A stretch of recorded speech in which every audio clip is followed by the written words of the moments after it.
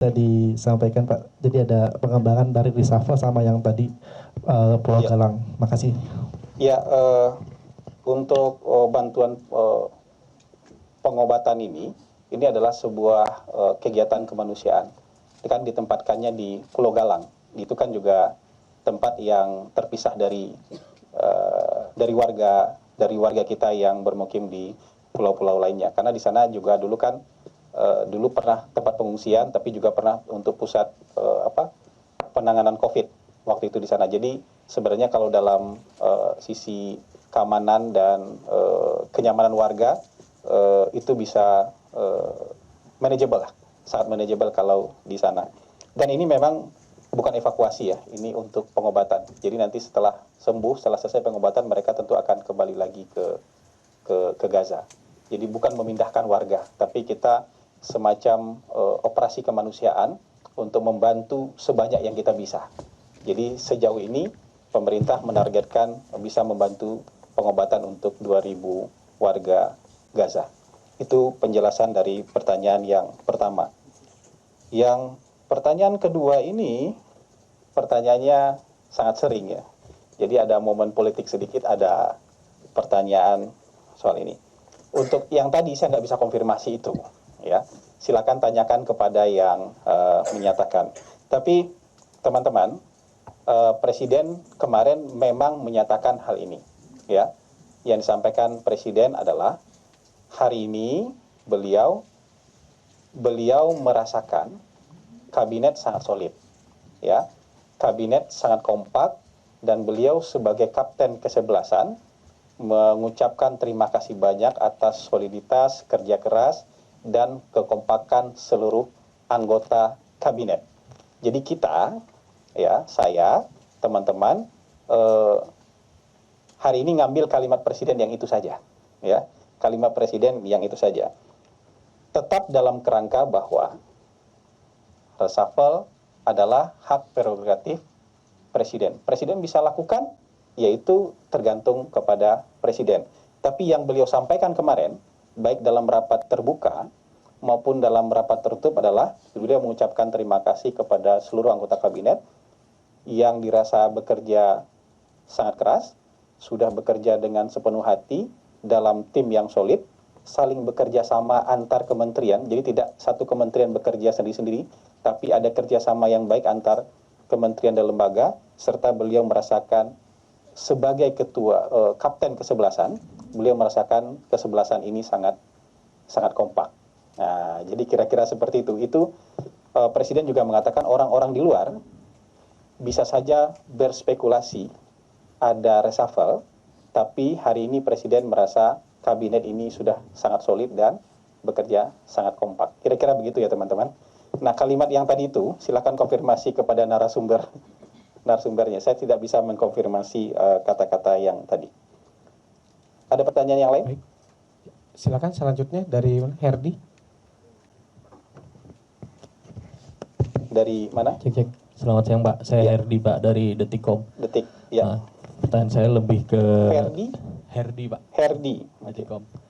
Pertanyaan saya lebih ke sektor ekonomi Pak. Ya. Kemarin itu BPS baru meluncurkan data terakhir pertumbuhan ekonomi tumbuh 5,12%. Namun di tengah masyarakat justru ini menimbulkan kegaduhan karena banyak ekonom menilai ini tumbuhnya terlalu tinggi gitu Pak. Banyak yang tidak mengira di masyarakat atau ada beberapa ekonom. Ada beberapa ekonom. Kata ekonom ngobrol kan jadinya. Iya. Di masyarakat. Boleh kasih tahu saya nggak siapa saja ekonomnya? Ada Selios, ada Core, ada Indef menyebut seperti itu. Selios, Core, Indef.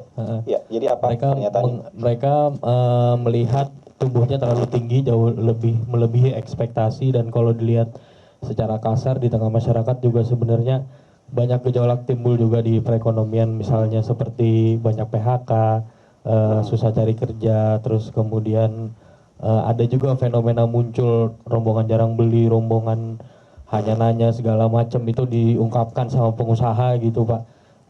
Mungkin dari pemerintah melihat ini seperti apa gitu, dan mungkin kemarin di sidang kabinet hari ini Pak, ya. Mungkin sempat disoroti Presiden nggak sih pertumbuhan ekonomi, tapi banyak keresahan gitu loh. Mungkin itu aja pertanyaan saya. Ya, kalau keresahan mungkin framing ya, kalau soal keresahan ya. Kita tahu juga, saya juga membaca ada beberapa ekonom yang mungkin tidak terlalu positif melihat pertumbuhan ekonomi Indonesia yang positif. Jadi pertumbuhan ekonomi kita positif, tapi ada yang melihatnya dengan cara yang tidak positif. Sebelum saya sampaikan yang lebih teknis, ini teman-teman, pemerintah itu jujur-jujur aja loh mengeluarkan data. Kalau turun dibilang turun, kalau naik dibilang naik. Kuartal 4 2024 itu kan Presiden Prabowo sudah menjabat. Ya kan? Presiden Prabowo dilantik Oktober 2024, berarti kuartal 4-nya itu sudah di bawah pemerintahan Presiden Prabowo dengan BPS di bawah Presiden Prabowo. Itu pertumbuhan ekonomi kita 5,02. Dikeluarkan apa adanya kuartal 4. Kuartal 1 2025, teman-teman masih ingat nggak datanya? Yang dikeluarkan 4,87. Turun kan? Penurunan itu dikeluarkan oleh pemerintahan yang sama, oleh BPS di bawah pemerintahan yang sama. Turun, kita bilang turun. Kuartal kedua naik 5,12, dikeluarkan oleh pemerintahan yang sama, oleh BPS di bawah pemerintahan yang sama. Jadi kalau turun kita bilang turun, kalau kita naik dibilang naik. Tapi memang ada sebagian kalangan yang kalau turun dia percaya, kalau naik dia tidak percaya. Padahal dikeluarkan oleh pemerintahan yang sama, dikeluarkan BPS di bawah pemerintahan yang sama. Banyak orang yang sekarang terpaku sama konsumsi, government spending, tapi nggak mau terima data investasi. Data yang dikeluarkan oleh Menteri Investasi, kemarin juga Menteri Investasi juga sampaikan lagi dalam rapat kabinet, realisasi investasi, ini bukan komitmen ya, tapi investasi yang sudah terrealisasi, artinya mereka sudah spending di sini. Itu nilainya 942,9 triliun. Hampir 50% dari target investasi tahun ini yang sebesar 1.900 triliun. Dan Menteri Investasi bilang, kami optimis target investasi tahun ini akan tercapai. Dan dari target investasi dan dari realisasi investasi, ini realisasi ya, bukan komitmen ya, bukan janji nih, tapi investasi yang sudah direalisasikan di Indonesia sampai bulan Agustus, itu yang tercipta lapangan kerja, serapan dari realisasi investasi ini sudah 1,259 juta tenaga kerja. 1,259 juta tenaga kerja. 1.259.868 tepatnya. Lapangan kerja yang tercipta. Jadi ini data ini. Jadi ada konsumsi, ada investasi, ada government. Di sektor lapangan usaha misalnya, sektor industri manufaktur kita tumbuh 5,6%. Ya, investasi yang tadi ini tumbuh 6,99%. Ini dua angka ini digabung jadi faktor penambah pertumbuhan kita menjadi 5,12. Jadi kira-kira seperti itu. Penjelasannya kira-kira seperti itu. Dan payungnya yang perlu dipahami bahwa pemerintah kita, BPS kita kalau turun bilang turun. Karena kuartal 1 kan yang diumumkan 4,87. Kalau naik kita bilang naik. Jangan kemudian kalau turun dipercaya, kalau naik kemudian menjadi tidak percaya. Kita kan nggak memperlakukan ini seperti ramalan zodiak kan. Kalau sesuai kita percaya, kalau nggak sesuai kemudian kita nggak. Karena dikeluarkan oleh lembaga yang sama, dikeluarkan di bawah pemerintahan yang sama.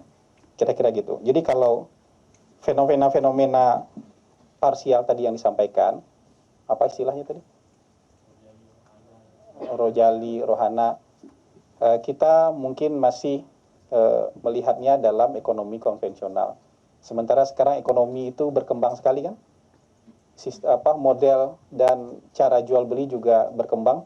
Sektor logistik kita tumbuh loh. Coba lihat datanya. dalam laporan BPS sektor logistik kita tumbuh, artinya kalau sektor logistik dan pengiriman barang tumbuh kan yang dikirim itu barang. Kalau yang dikirim barang atau yang dikirim atau ada pergerakan orang, itu kan artinya ada jual beli. Dan mungkin jual belinya tidak lagi di toko-toko konvensional, tapi mungkin sudah lewat marketplace, lewat platform yang lain.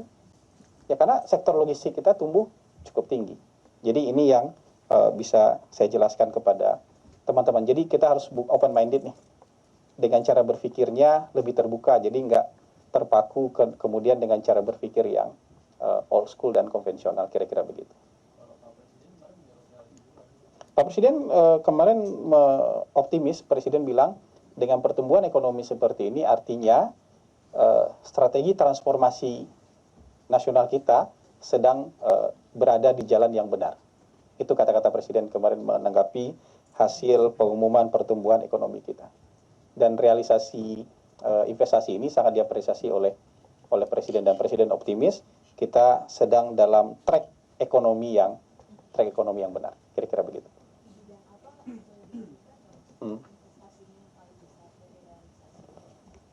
Nanti ini sebenarnya pernah diumumkan oleh Danantara, tapi saya tidak catat yang itu. Tapi kalau dari negara, ya, negara yang merealisasikan investasinya yang paling besar itu ada 5 besar.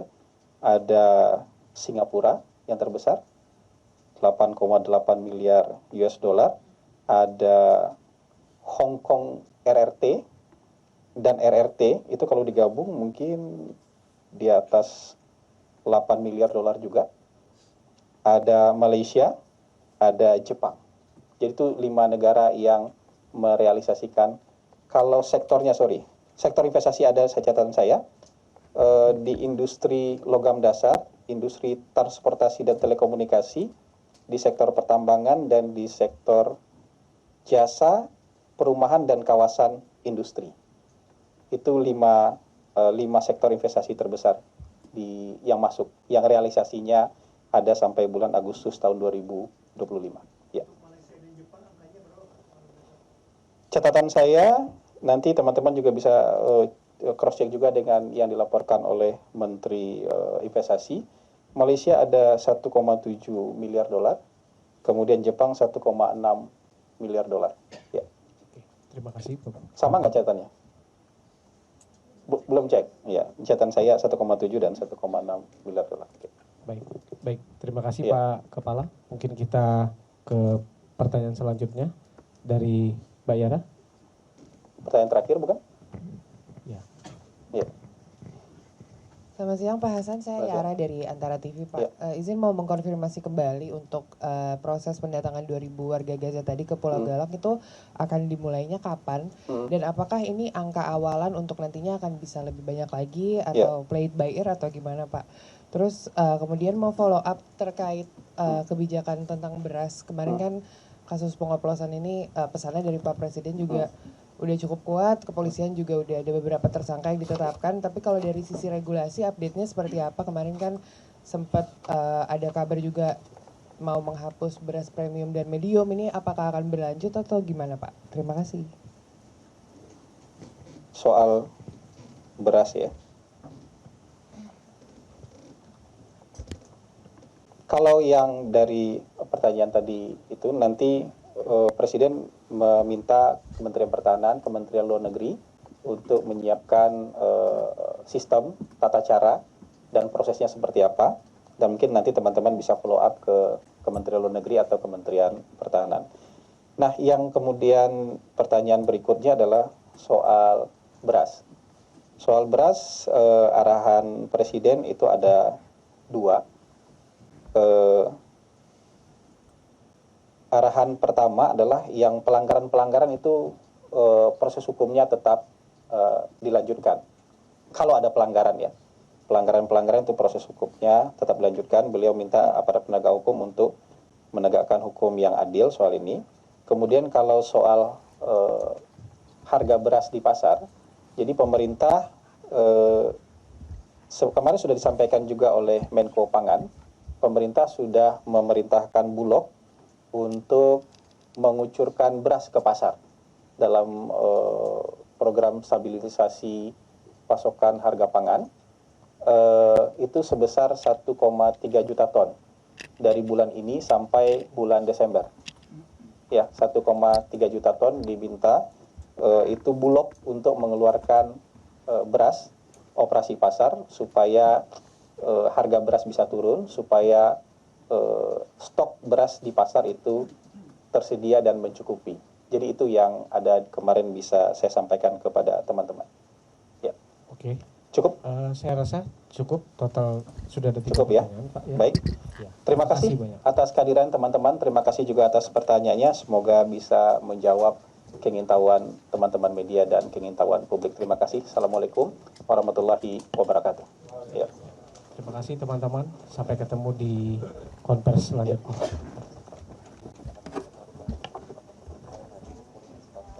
Pak Menko ya. Download Metro TV Extend sekarang.